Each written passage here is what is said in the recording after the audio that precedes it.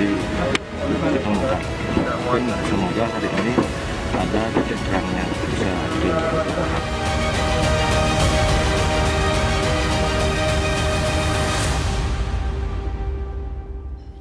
Saudara, salah satu korban tewas dalam kecelakaan KMP Tunu Pratama Jaya yang tenggelam di Selat Bali dimakamkan oleh keluarganya di kota Probolinggo, Jawa Timur. Almarhum Anang Suryono sedang bertugas sebagai supir truk untuk mengantarkan barang dari Mojokerto ke Bali. Keluarga mengaku terkejut dengan peristiwa tenggelamnya KMP Tunu Pratama Jaya yang menewaskan ayah mereka.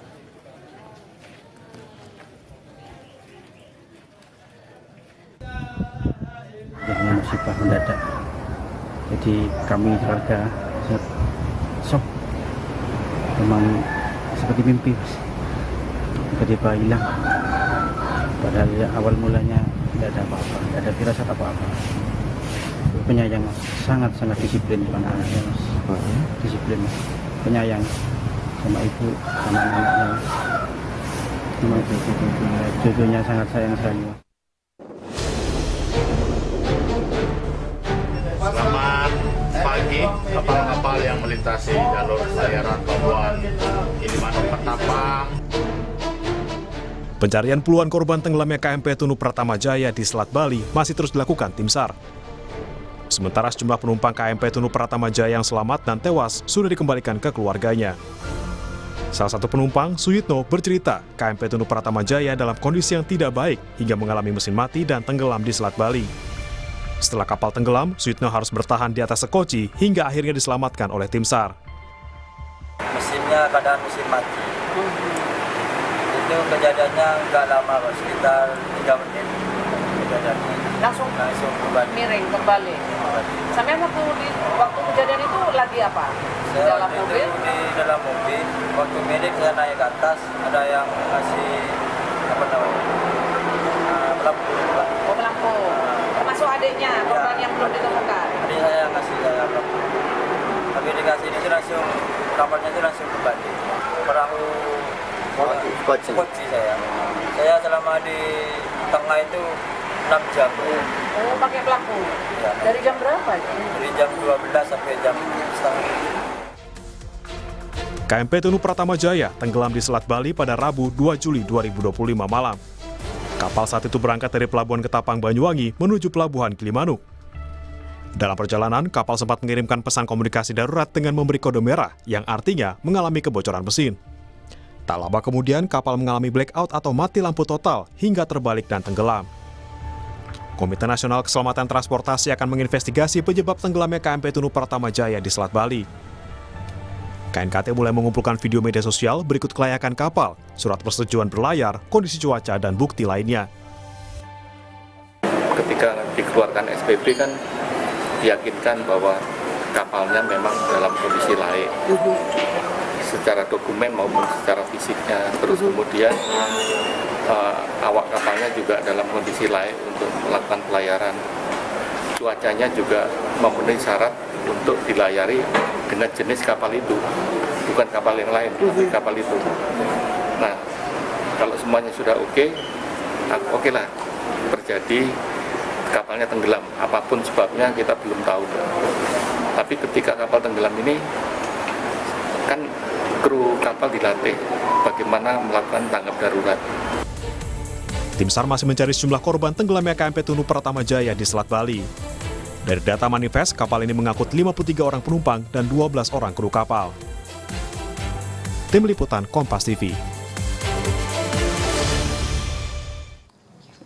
Tim SAR mengerahkan kapal negara SAR Permadi untuk bantu pencarian puluhan korban tenggelamnya KMP Tunu Pratama Jaya di Selat Bali.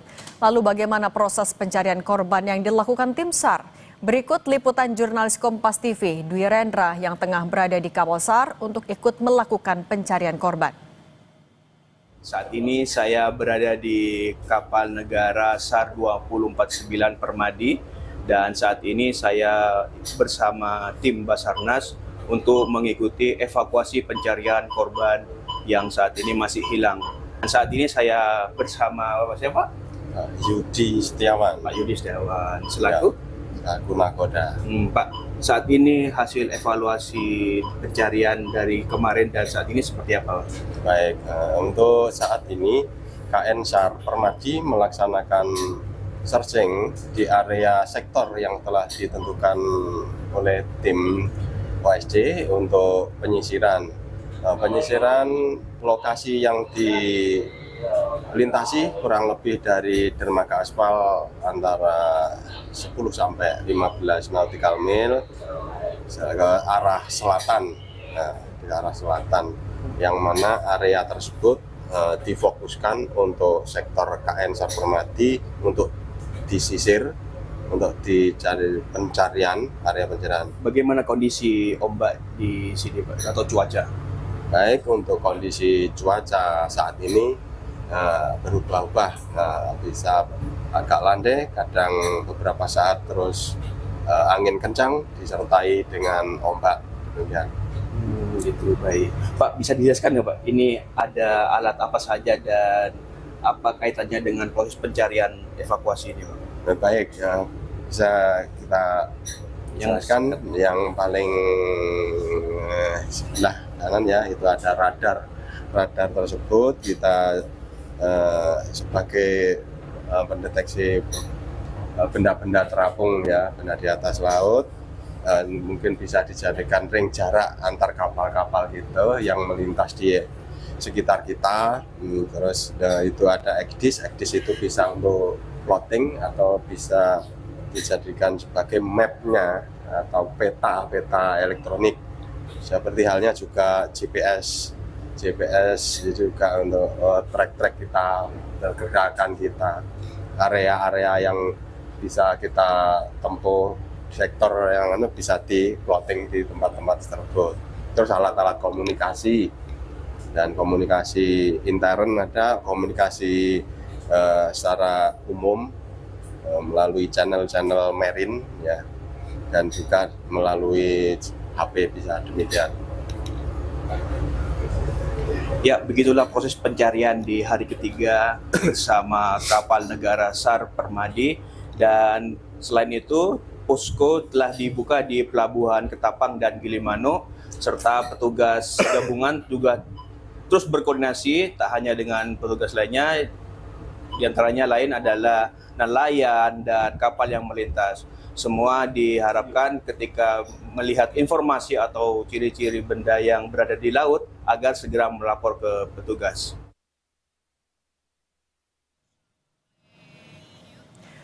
Posisi KMP Tunu Pratama Jaya yang tenggelam di Selat Bali belum diketahui. Petugas SAR gabungan masih terus berupaya mencari kapal termasuk para korban. 2 perahu karet diterjunkan petugas SAR gabungan ke arah timur dari Selat Bali menuju perairan Pebuahan, Desa Banyu Biru, Kabupaten Jembrana. Cuaca yang tidak bersahabat di Selat Bali jadi kendala petugas SAR gabungan dalam mencari kapal dan korban. Tim SAR masih mencari puluhan penumpang KMP Tunu Pratama Jaya yang jadi korban kecelakaan kapal tenggelam di Selat Bali. Terkait pencarian penumpang kapal, kita sudah terhubung dengan Inyoman Sidakarya, Kepala Kantor Pencarian dan Pertolongan Denpasar. Pak Nyoman, selamat petang.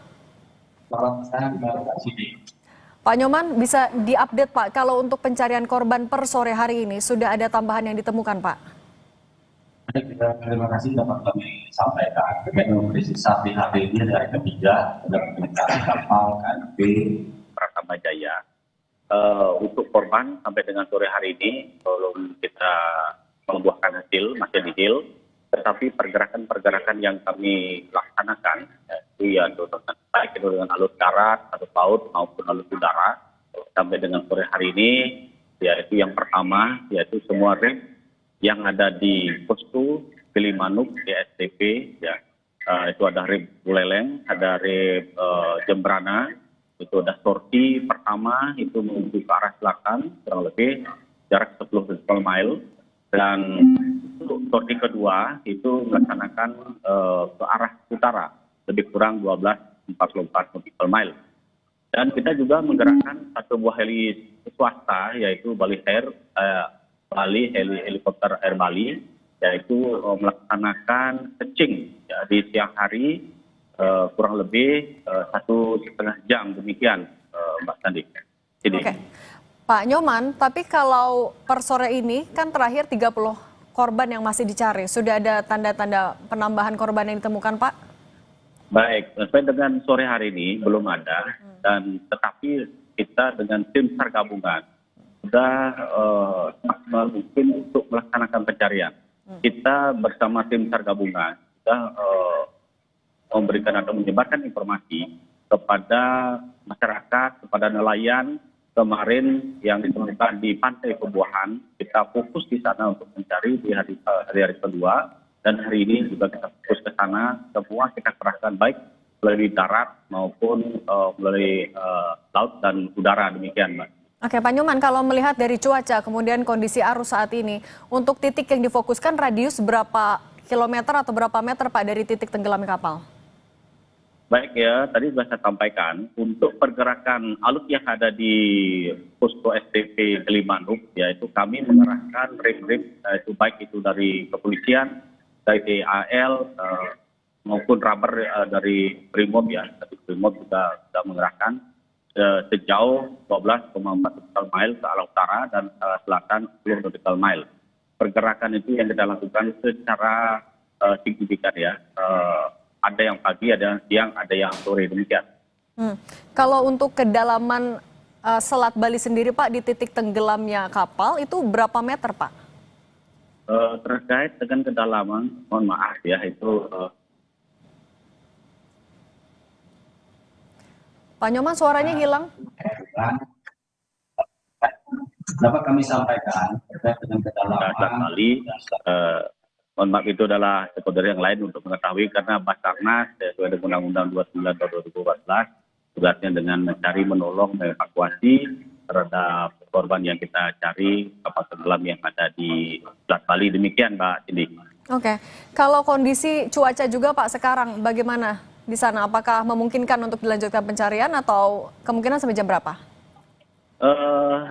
Terkait dengan pencarian itu dari alut laut ya, alut laut di perairan masih melaksanakan pergerakan kapal-kapal besar ya, seperti KRI, kapalnya Basarnas itu ada 2 kita kerahkan, KN SAR Permadi dan KN. Nah, itu masih dalam pencarian di titik-titik yang dicurigai, demikian, Mbak Cili. Oke, Pak Inyoman Sidakarya, terima kasih sudah berbagi bersama kami di Kompas Petang. Sehat selalu, Pak, selamat bertugas kembali. Baik, terima kasih, Mbak Cili, selamat selalu. Usai jeda di Kompas Petang, saudara, kami hadirkan informasi seorang calon jaksa tewas setelah hanyut terbawa arus sungai saat mengejar seorang kades yang diduga terlibat kasus korupsi.